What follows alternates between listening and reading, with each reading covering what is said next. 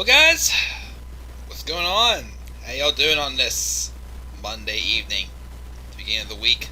Still 4 more days left to go to the weekend, and all that fun jazz you always feel on a Monday night. Especially also when you're less than a half hour away from Monday Night Raw. Yet you're still going to watch it because you have a YouTube channel and you like to be consistent. Like the man here. But guys, what is going on?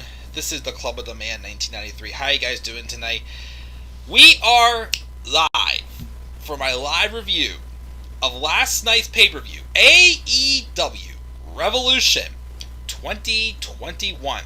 We have now officially gone through 2 calendar years of pay-per-views with AEW now, as the next one will be the 3rd annual AEW Double or Nothing on May 30th, 2021, which will be the Sunday of Memorial Day weekend.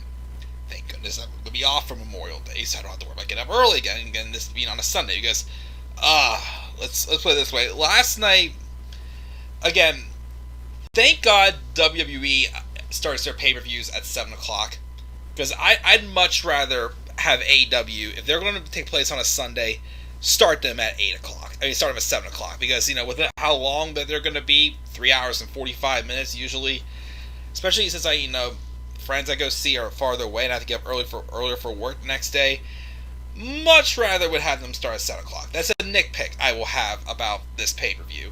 I also do apologize again. I know I had hyped up live reactions, a lot of other things. I had 6 things that I wanted to do yesterday. 6. Unfortunately, 2 of them I had to cancel. 1 I got done, 1 I didn't even start, and then, 2, that's 5? Oh yeah, 1 of them's been postponed until tomorrow, and 1 I'm doing now, because my internet decided to act up. I was originally supposed to watch the pay-per-view last night here at my home, but unfortunately, I was not able to do that because my internet just started to crap out. I was trying to do a stream before the show yesterday, and my internet completely crapped out, and we had to get someone to come look at it today. So, good news is the internet is up and running just fine now, but because I had to go to my friend's house, and we were watching with his parents, I was not able to do live reactions, unfortunately. And the 2 matches I wanted to do live reactions for, I'm so mad I missed out on. But I still got to see the show, and my expectations, here's what I will say about this show. If it wasn't for what happened after the main event, my expectations were spot on. I got just about exactly what I wanted to see out of the show.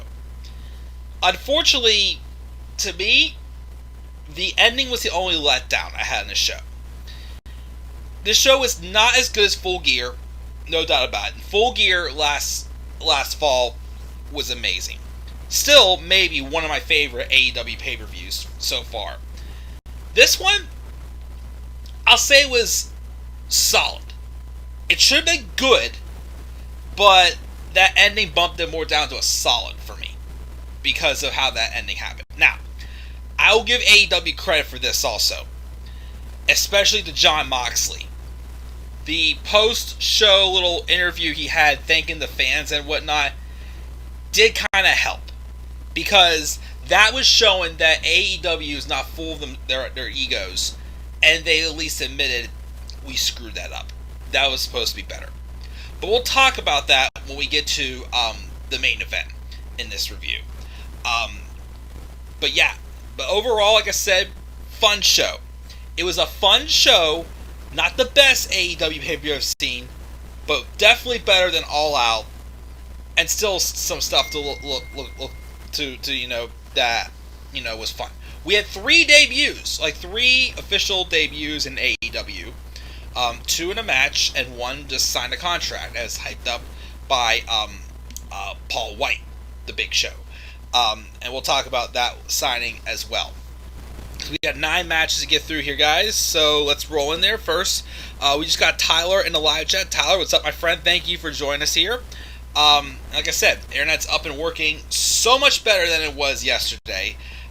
So let's roll in and talk about this show. we had the buy-in match, which I watched. It was a women's tag team match. It was the team of Thunder Rosa and Riho taking on, it was supposed to be Dr. Britt Baker, DMD, and Rebel, Reba, whatever her name is. Even the announcers still say whatever her name is. Rebel, Reba, not Rebel, Rebel, not Reba, I don't know, I give up. But Reba, Rebel, whatever her name was hurt. So she was not able to wrestle in this match. So Dr. Britt Baker scouted the globe, and she picked her tag team partner to be Maki Ito, who was in, and a lot of people say, was a fan favorite to win the AEW Women's Eliminator Tournament that was won by Ryo Mizunami. She came out and was Britt's surprise surprise tag team partner to replace Rebel. Whatever. I don't know much about Maki Ito. I know my friend seemed to know it, and a lot of people who watch New Japan and more wrestling around the world than I do seem to know who she is. And I thought she actually looked pretty good. My thing, though, I will say, coming from a first time noticing her really, because I don't think I saw her match in the Eliminator tournament. She's supposed to be a heel because she even posed with Dr. Britt Baker, giving the finger, and also took part in a little bit of a heel beatdown, and is going to be involved in a 6-woman tag match, or something like that, on Wednesday night. But I don't know if again it's because I don't know her that well, but to me, her appearance looks more like a face. I feel like it's kind of like whenever they had Kairi Sane as a heel with the Kabuki Warriors. They did not, she did not come across to me as a heel. She just didn't have, something was missing. Maki Ito, again, even though I don't know her, I thought she was awesome in the ring. I more so saw a little bit like a baby face. I don't know if it's maybe, the bright colors, a smile, I don't know. Or like I said, it's just purely because I don't know this character. I gotta get to know how they book Maki Ito a little bit better, and then maybe I'd understand. That's just me saying. But for a buy-in pre-show match, I thought it was pretty good. I thought all 4 women put on a show. Of course, this should have not had Dr. Britt Baker fighting on the pre-show. Should have been fighting on not just on the main card, but fighting for the AEW Women's World Title. Because I keep saying, they finally, are going all out, no pun intended, with Kenny Omega. Young Bucks could do better with their booking a little bit, but, they put the tag titles on them. Dr. Britt Baker, it's time that we go all out on her and give her that Women's World Title. And giving her the victory here, because the heels won. Britt and Ito won the match. And like I said, it was fun, and I hope this is starting to lead to Britt Baker winning the Women's World Championship at Double or Nothing, as she should. So I will talk about, of course, Britt again a little bit, because we did have a run-in with these women again later on in the show. So that was that.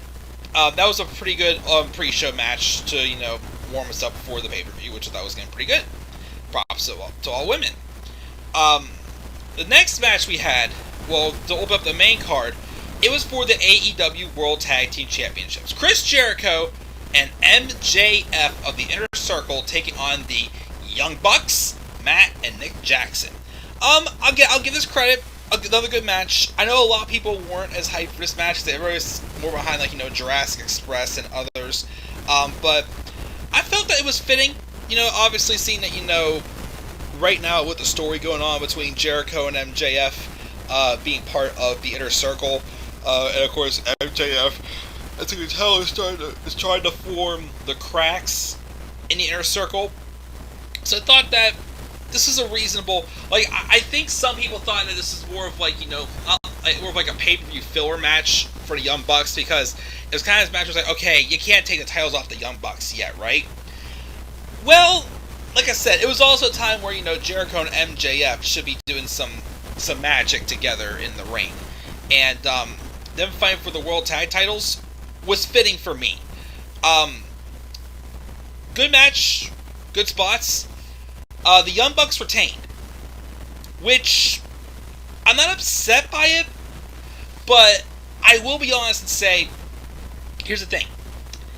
If the Young Bucks were going to retain, I do agree it should have been because of interference from Sammy Guevara. Because Sammy Guevara has quit the Inner Circle and he went home. But of course, rumors have it, the reason why he was written off TV is because he has heat because of something's going on with an angle he's supposed to be doing for Impact.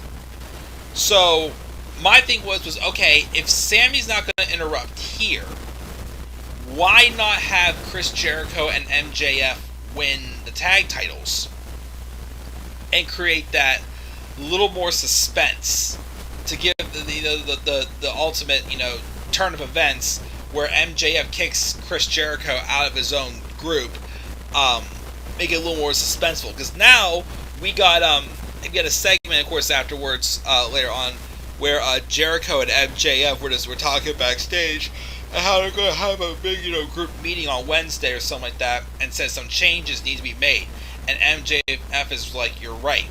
So this Wednesday, could this already be when MJF takes the Inner Circle away from Chris Jericho? I don't know. I still think it'll be too soon. I personally still would like to see this thing go on like a little bit longer and make that turn, come a little more out of nowhere. Like, just come a little more surprising, or a little bit obvious, or just too soon. Because, again, I would have given Jericho and MJF a brief run with the tag titles. Because, again, as much as I love the Young Bucks, I'm going to be real and say, the booking of them as tag champs haven't really, lit the world on fire for me. Not been horrible, but it's like, I expected more. But we're not getting that, and now we're going to be teasing, that turn when MJF turns on Chris Jericho. Ruh-roh. We'll wait and see if that's what happens, or what further changes come this Wednesday night, when they have that little big group meeting, or whatever the heck it's called. That happens. So we'll have to wait and see. So,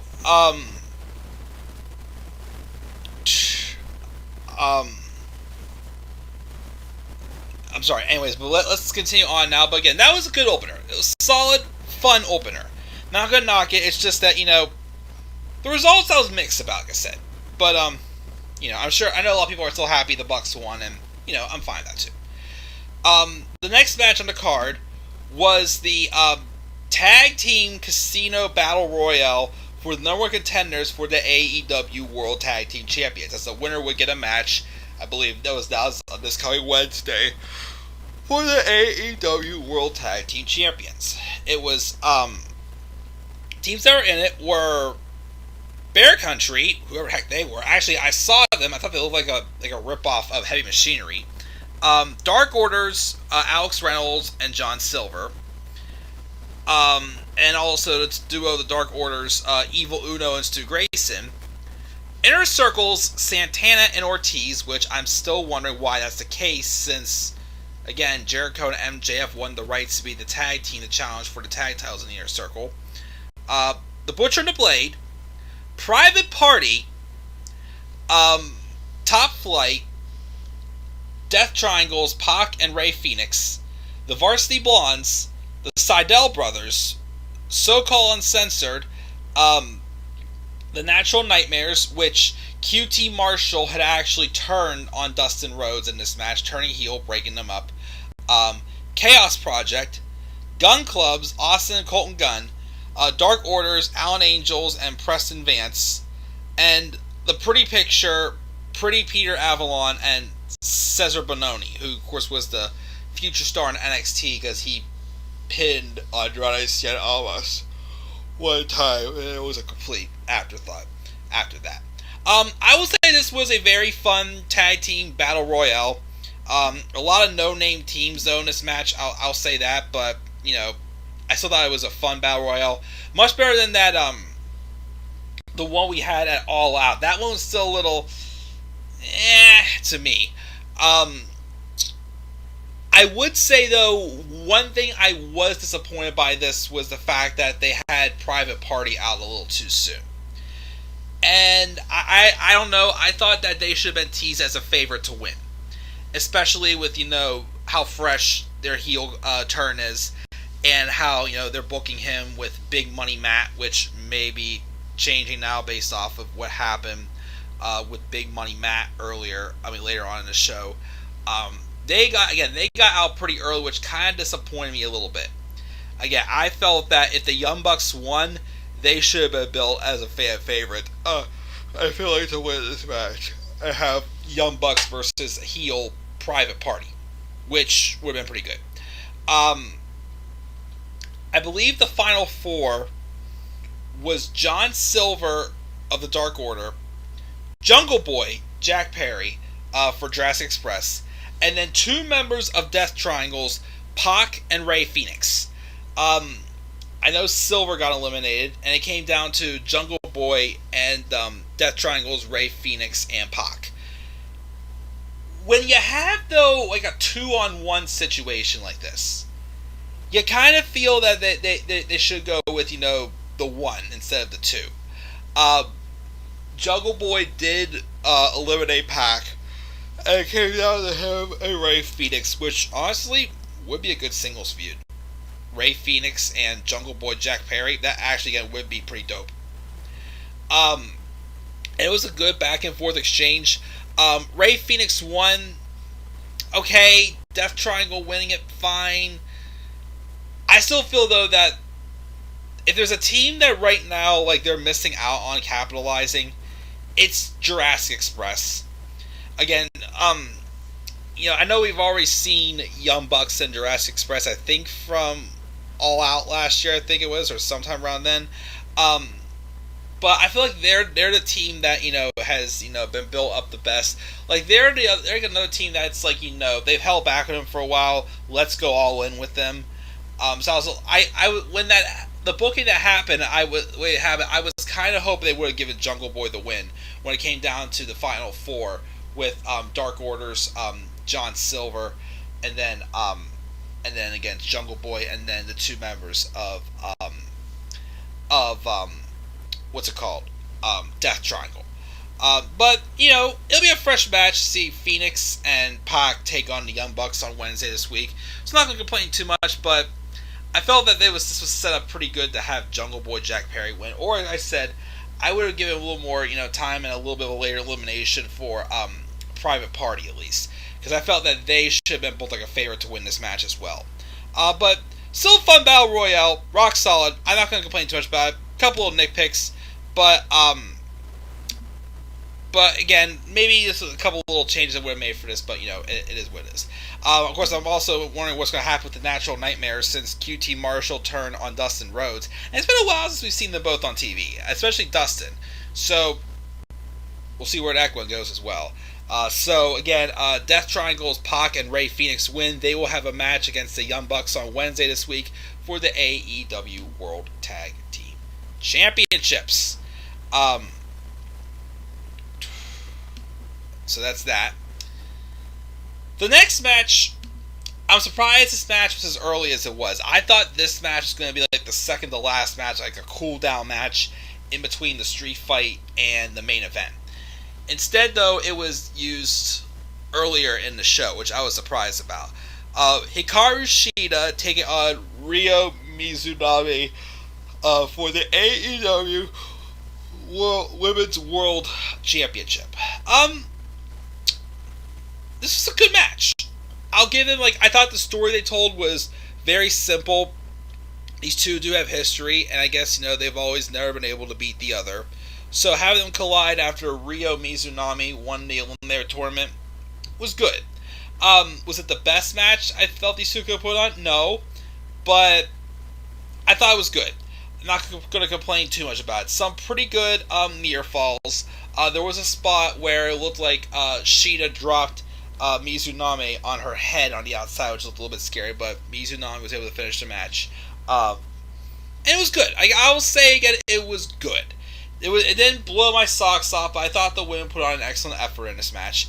Afterwards, though, we had Nyla Rose, Dr. Britt Baker, and Maki Ito come out and attack Shida and Mizunami. Thunder Rosa came out, though, and made the save. And I guess, from what I saw on Wednesday, it's going to be a 6-woman tag. I believe it's... someone said Nyla Rose was not in that tag match. Here, let me check AEW Dynamite March 10th, 2021. Let me see what we got advertised.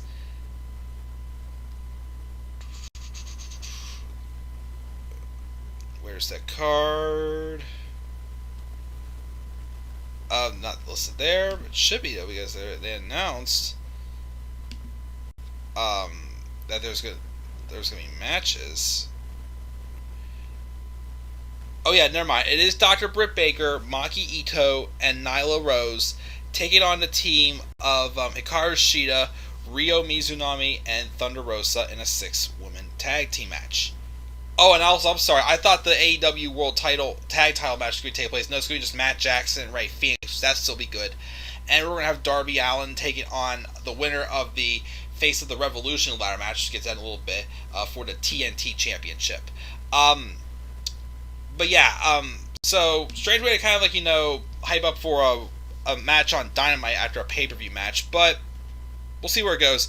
Like I said, I'm just hoping now it's going to be hopefully, start, opening up the door to when Britt Baker gets that championship, because again, she is so due to win that women's title. Like, it's getting to a point now where it's like, you gotta put the title on Britt, or it's like people are gonna stop taking her seriously. So let's get that title on Britt, like, sooner rather than later. By double or nothing. You got that? You missed out with this eliminator tournament, so double or nothing. Get that title on Britt. That was that match. This next match, the match I was the least excited for. Best friends Chuck Taylor and Orange Cassidy taking on a team of Kip Sabian and the best man, Miro. I'll say this was better than I thought. It was a solid tag match, with Miro kind of being the very dominant one. Before the match, Sabian and Miro attacked Chuck Taylor and Orange Cassidy backstage. And Miro dragged Taylor out, and they basically brawled. Even though, Miro tried to get Taylor to back out, but he's like, ring the bell and start the freaking match. But I'd say Miro did look good in this. But I also keep saying, too, it's just time to get Miro away from Kip Sabian. Again, the whole wedding build is over. So what's the point of him and Miro still being a tag team? Again, he looked good in this match. Miro does not need to be anyone else's, bodyguard or something right now. He needs to be by himself. Cassidy, of course, would come back after being taken out earlier in the match, but he came back, had a few orange punches. Miro, though, would eventually win the match by putting the game over submission on Chuck Taylor to get the win. Like I said, this could have probably been more of like an episode of Dynamite before a pay-per-view match to get Miro on the card. It was fine. It was better. They had Miro be the more dominant one, so that's why I kind of gave this one a little more leeway. But like I said, you gotta get him on his own. Although there was a spot in the match where Miro pushed Orange Cassidy into Penelope Ford. So I don't know if that's teasing there, but let me tell you something. When it does come the time to split these two up, make Sabian the heel, not Miro. Because like I said, Miro by himself is easily going to get over. Fans have been waiting to get behind Miro. Because, Rusev Day just got crapped on in WWE. So, because apparently we're making fun of him. That's what Vince says. So, again, you let Miro go by himself, he's gonna get babyface reactions. So I'm hoping when the time comes when they split them up, they have Miro be the face and Sabian be the heel. But yeah, this is the match I was the least excited for, but it got by. So that was that match. The next match we got was Hangman Adam Page taking on Big Money Matt Hardy, where of course the winner would get 100% of the loser's earnings for the first quarter of 2021. And I felt I got exactly out of this what I needed with the match quality itself. I thought again it was pretty good spots. Private Party's Mark Quinn and Isaiah Cassidy did get involved a little bit, but Hangman was able to get them out of the way. Matt Hardy though had a few moments like he was going to win the match. There was a pretty good near falls there. And then, of course, with that happening, and of course the history going on with them also, the Dark Order did come out to, they say even the odds. They basically came out to take out the rest of Private Party because it helped Hangman Adam Page to win the match. Now, I'm not mad that Hangman won the match. I mean, I like the moment afterwards where Hangman won, and then basically he was fully embraced by the Dark Order. Basically, like how, accepting them, basically, and, agreeing to stay by their side, since at first he was like, no, I'm not going to do that because last time I had a tag partner, look what happened to me. But I'm still going to be real and say I kind of was hoping Matt Hardy would have won this, because the stuff with him, because now that he's lost, because let me be honest here, Matt Hardy has been going back and forth with different gimmicks like a revolving door ever since he's came to AEW. His stuff's been good, don't get me wrong, but I get that, he's basically just doing this just to help contribute to the wrestling business. He doesn't need to be world champion. He just wants to, help create stars, which is what he's trying to do with Private Party. But I felt like he needs to get his gimmicks a little more mileage. And I guess that's why I originally was hoping for Matt Hardy to win this, because there could be a story here. Because my thing is, the long-term storytelling, Hangman Adam Page needs to be the one to dethrone Kenny Omega. But Double or Nothing? Not yet. I would say earliest that Hangman should be dethroning Kenny is All Out. So my thing was if the gimmick of this, if the stipulation of this match is for the loser to have to pay the winner all their 100% of their first quarter earnings, like, would you rather have had, like, that babyface sympathy be built a little more, like that obstacle to be built more on Hangman Adam Page, and have Matt Hardy kind of give some momentum for his heel character rather than just have him put someone else over? Like, that's why I was kind of hoping for Matt Hardy to win this. Because now that Hangman Adam Page won this, yes, he did, gain, trust with the Dark Order, but it's like, you could have built on that a little bit more by having him lose, by having, Hangman, still trying to find his place. Now that he's beaten Hardy, it's kind of like he's found his place, but, like, what's next for him before he gets to Kenny Omega? Like I said, I don't think Double or Nothing's the right time to take the title off of Kenny Omega. I would at least wait until the fall and All Out. That's just what I would do. So, good match, but like I said, as far as the fallout from this, where do you go from here? That's why I was also hoping that, again, Private Party would at least be teased as a favorite to win that Battle Royal instead of getting eliminated as early as they did. But I feel like there's still no harm done. It just would have been nice to just spice it up a bit. So Hangman Adam Page defeated Big Money Matt Hardy for the victory. There's that match. Next match, a ladder match for the Face of the Revolution match. There was six people in this match. We had Cody Rhodes, Lance Archer, Penta El Zero Miedo, Scorpio Sky, Max Caster, and a mystery surprise who was Ethan Page. And I know my one friend was calling for Ethan Page to be the one to make his debut in this match, which, I thought he looked good. Again, still new to me. I thought this was a good ladder match.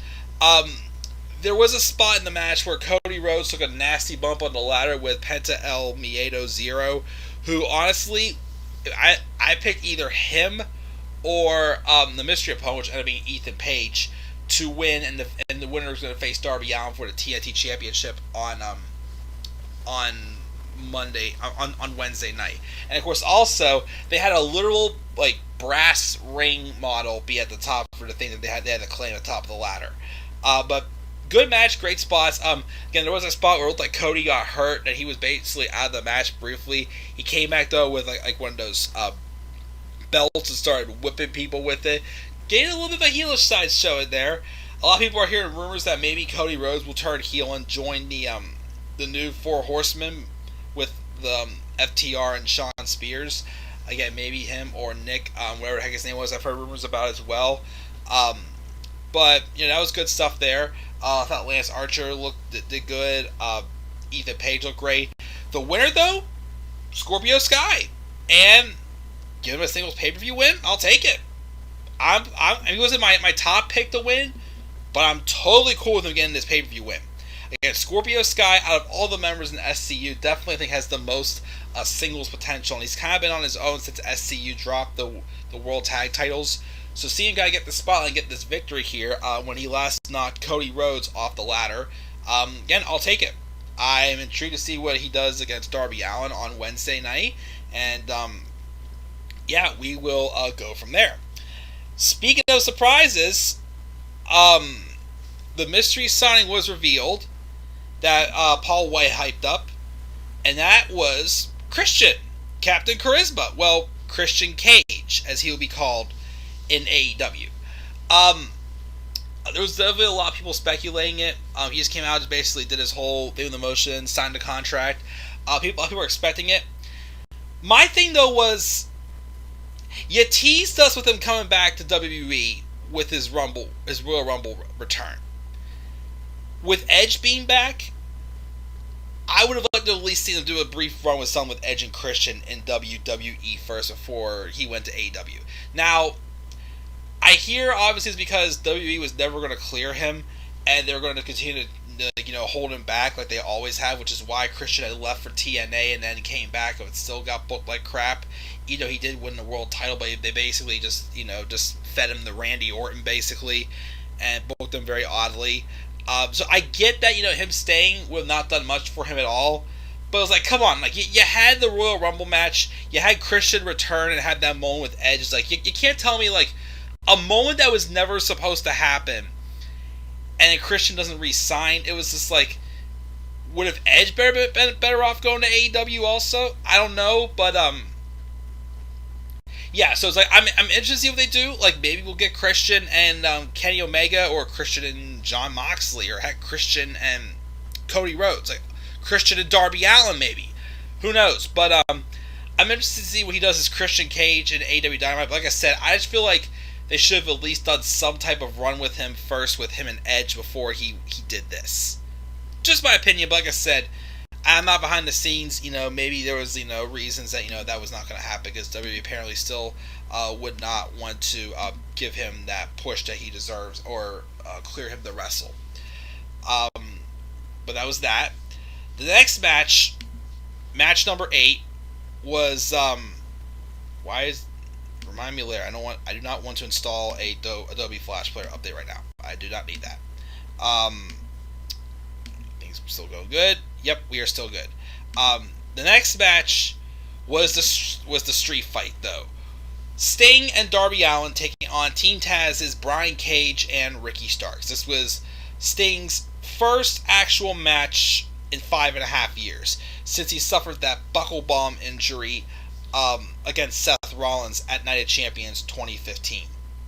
Excellent match. It was an excellent cinematic match that was written well for a street fight. Very good stuff, I gotta say. I thought Sting at 62, again, remember, Sting's 62. Sting, I thought, looked excellent in this match. Looked in great shape. He looked healthy. He looked safe. Darby Allin, of course, just awesome. Daredevil himself. I wish he would have flown for the Raptors, but I do like how the match started off. He was just riding his skateboard throughout the streets, eventually catching up to Sting and his truck. And of course, Brian Cage and Ricky Starks entering with their big fancy car. Some very good spots here. Darby Allin being thrown through the doors and through a couple of glass plate things. He was also jumped off of a higher level and did a drop, a falling elbow drop on, I think it was Brian Cage, through the ground and whatnot. Again, Sting and Ricky had some good moments. Like, for the most part, it was mainly Sting and Ricky Starks, and then Darby and Brian fighting throughout most of the match. We did have interference from Powerhouse Hobbs and Taz's son also, which was a nice touch there. But again, very well written street fight. Definitely a very strong match. That, again, I wish I would have done live reactions for. Again, Sting, of course, did do like the Daredevil stuff that Darby Allin did, but I still thought he actually put on a very good showing. And I gave him the credit for that. And of course, Sting actually gets the win by pinning Ricky Starks with the Scorpion Death Drop. Again, great cinematic match, and again, good match for Sting being back. Who's next for Sting? I don't know. Maybe Cody Rhodes. Maybe him and Darby Allin. Maybe him and Moxley. Him and Omega. I don't know. We'll have to wait and see. But yeah, felt good to actually get Sting get to wrestle and kind of get the respect he deserved that he didn't get in his very brief run with WWE that got abruptly ended. Again, because of what's it called? Because of that back injury he suffered into the buckle bomb. But yeah, I enjoyed it. Then we got the main event. Another match that I wish I would have done live reactions for if I was still home. But we've got Kenny Omega, the AEW World Champion, the Cleaner, taking on the former AEW World Champion, Jon Moxley, in an exploding barbed wire death match. I had very high expectations for this match. But what I did know before the match was announced that after 30 minutes, all the exploding barbed wire will explode, and basically the ring was going to explode. So the match, started off slow, as it should have, with Omega and Moxley trying to throw each other into the exploding barbed wire. I believe the first one was when Omega had gotten Moxley to go into the barbed wire and explode on him, of course. Moxley, of course, I think to me got cut up the most. They used barbed wire chairs, barbed wire bats. They had barbed wire boards that they threw each other into. Well, Moxley especially again got thrown into there. Moxley, of course, also being the CZW legend he is, even took some pieces of barbed wire and wrapped it around his arm and used it as for a lariat. And other times he used it to rub it against Kenny's knees or his stomach or even to his face or something like that. Again, they used the term extreme pretty good. I don't know if I mean, maybe because of the variety used, maybe the lights out match to me still gets a little bit of an edge. There was more variety of weapons used besides just the exploding barbed wire. But for a first time death match watch for me, this was definitely one of the best matches of the year so far. Now, what happened after the match, I'm not going to have it completely impact, my thoughts on this match completely, but maybe slightly. The other thing I will say, though, is I thought this match had maybe about another 5 minutes left in it. Because they ended it, it was probably about 24 minutes when this ended, because there was about 6 minutes until the 30 minutes would go up and the barbed wire was going to explode. I would have maybe given it just a couple more minutes, maybe like 2 minutes before the barbed wire explodes or something. What was also nice, though, is now remember, till this match, as far as I know, nobody had kicked out of the one-winged angel.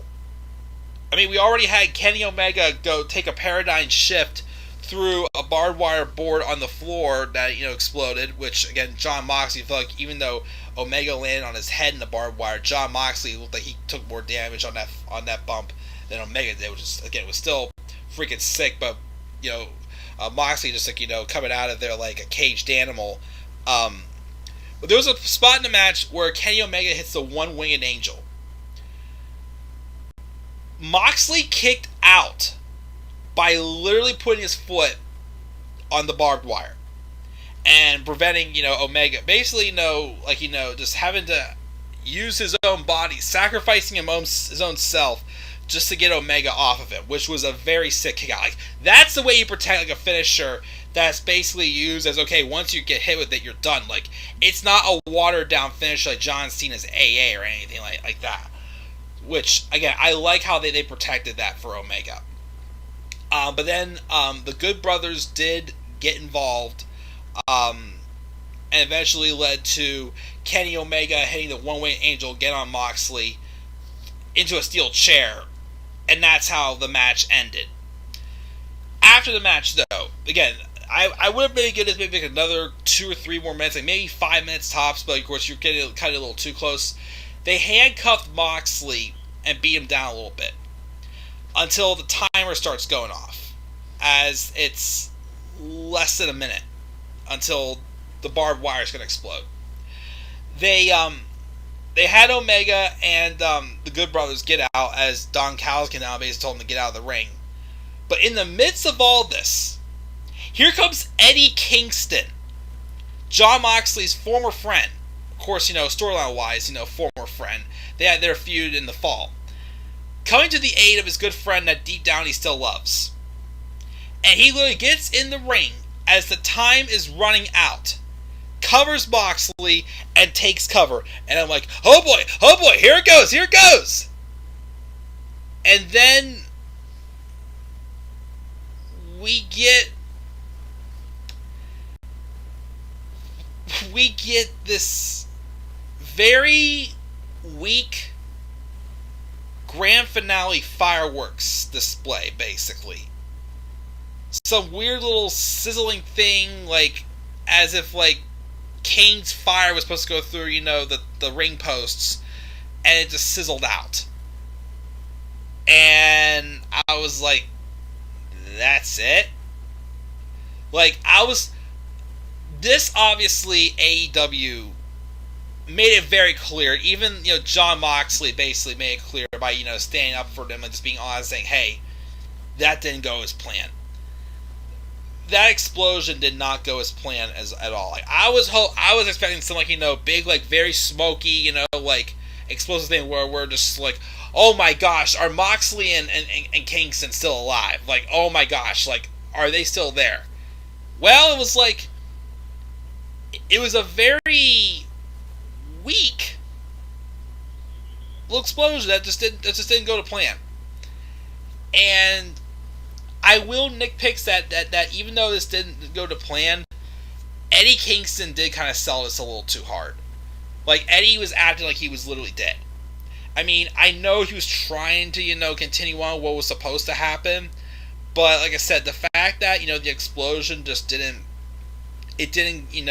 go as planned, Eddie kind of oversold it just a little too much there.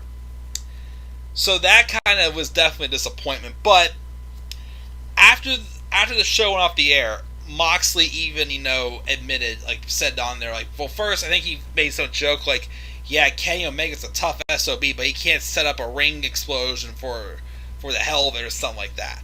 And basically he says, and also he says, like, yeah, what was that, basically? Basically, like, respect, from, Moxley, being himself, adding on basically yeah, that didn't go as planned. Which I think helped, clear up the wound, like the disappointment in all of us. But yeah, that ending was definitely very disappointing. I mean, it didn't go to plan, but at least give AEW credit that, they were honest and like, hey, we screwed up. This didn't go to plan. Shit happens. And as Moxley basically said, but of course, thank us all for coming and cutting that very good, passionate promo. And saying that he is going to be back, basically. The way they kind of wrote that with that promo he had the other week, I was starting to wonder if maybe Moxley was going to come back. I mean, I'm pretty sure he's going to take a little bit of time off because isn't Renee due soon? I think, with the baby. Because I know I've heard rumors also that Moxley has an option to opt out of his contract and go back to WWE. And I guess Vince did have a money offer for Moxley to come back and feud with Roman Reigns at WrestleMania. But he said, nope, not yet. Apparently Moxley is open, though, to going back to WWE at some point. But I guess he still feels he has more mileage in AEW. Now that, of course, Eddie Kingston saved him and basically turned face, like, are you going to have, like, Moxley and Kingston do some work together maybe as a tag team? I mean, I don't know if they're going to feud for, like the World Tag Titles or something, but, something fresh, maybe, I don't know. But we'll see where it goes. Again, exploding barbed wire death match, but I mean, obviously that aftermath, that very malfunction explosion, again, just again that kind of hurt it. It didn't kill the show for me, but that was disappointing. But yeah.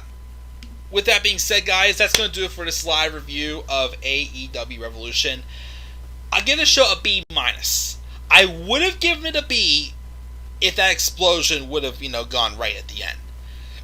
But I feel like I got exactly what I wanted out of the show. Again, I didn't expect it to outdo Full Gear. I knew my expectations weren't as high.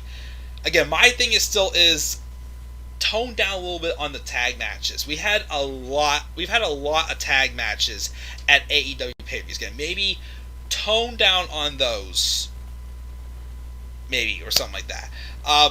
We'll see what's next for Double or Nothing. Again, like as I keep saying, I think it's still a little too soon for Kenny to drop the title. So maybe we'll get Kenny and Eddie Kingston, Kenny and Pac, and maybe Kenny and Lance Archer. I don't know. Maybe Kenny and Miro. Maybe he'll turn on Kip Sabian by then. I don't know.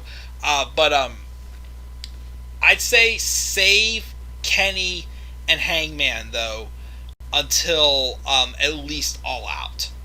And we'll go from there. But, of course, the match I'm hoping we have by then is where it happens by then or before then. Dr. Britt Baker is going to be coming out of Double or Nothing as the AEW Women's Champion, as I keep saying is going to happen.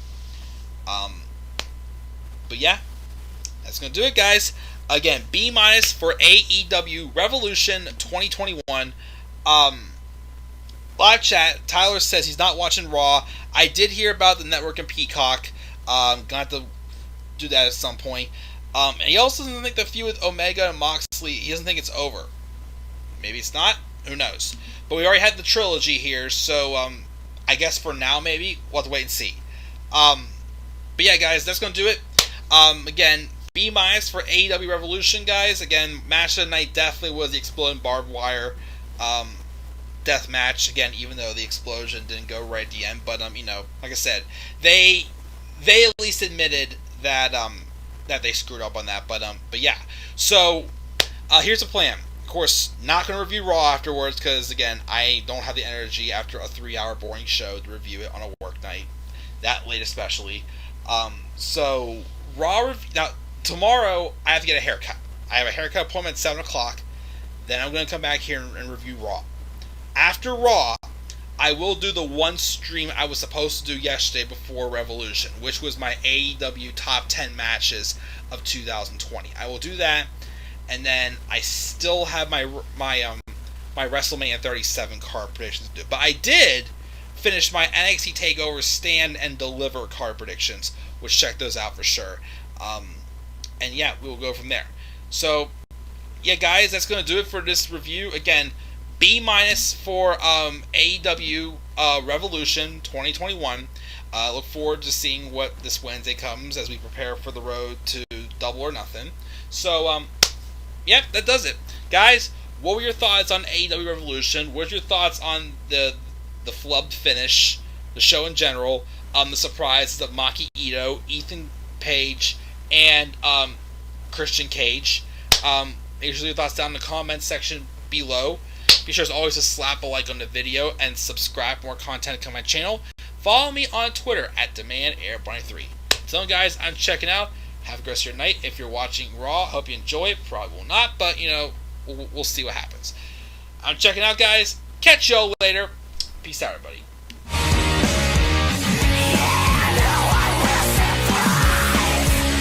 No